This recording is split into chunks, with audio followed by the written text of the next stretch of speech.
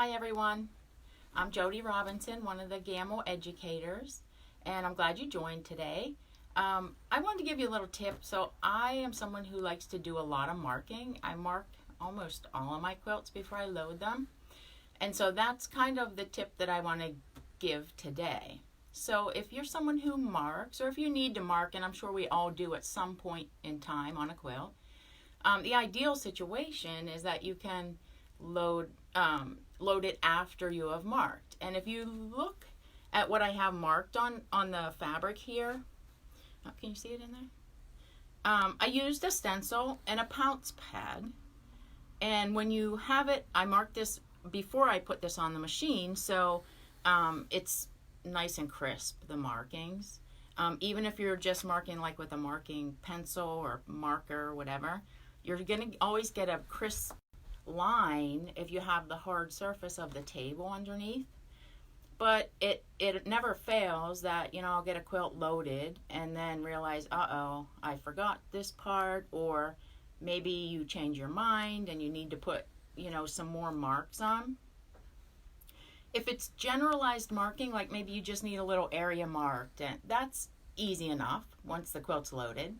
But what happens if you try to use like a marking pencil and a ruler, bounce, and you have the batting, and it becomes squishy, and it seems, you can't really get a dark line, and then you have to do a few, and it's just really hard because you can see everything is moving.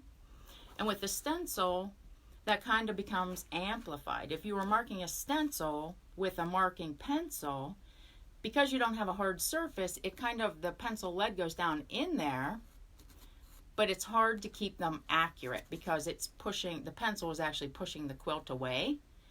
And the same goes for a pounce pad. So if I have this on here and I'm going to mark it, it just isn't as clean because you see how the stencil is rolling and waving. You just don't usually get as good of a mark. It's not as crisp and dark.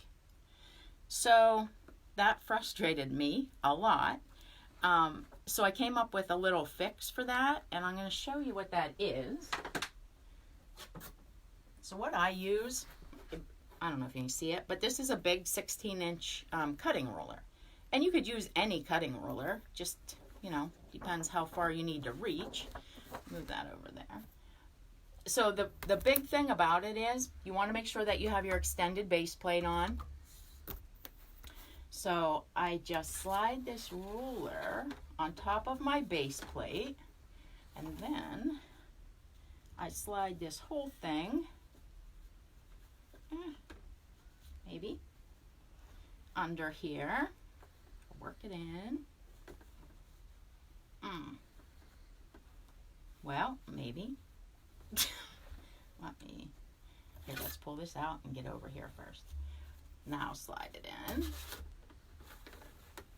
So what's happened is that now, you can't see it, but I now have this hard surface all the way out here. And because you have your base plate on, you can shift it as far over as you need, as long as it stays on top of the base plate. So now I have it all the way to here.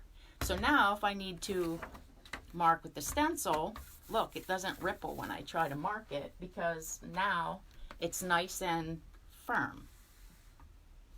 And again, now I can get a nice crisp mark again.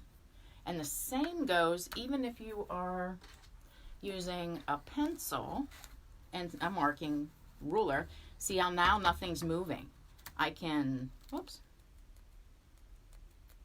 easily mark.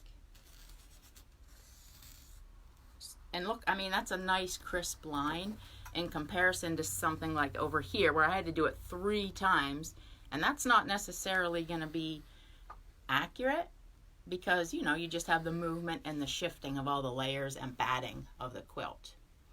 So I hope that's something that you can find useful, and maybe it will help you out in a pinch.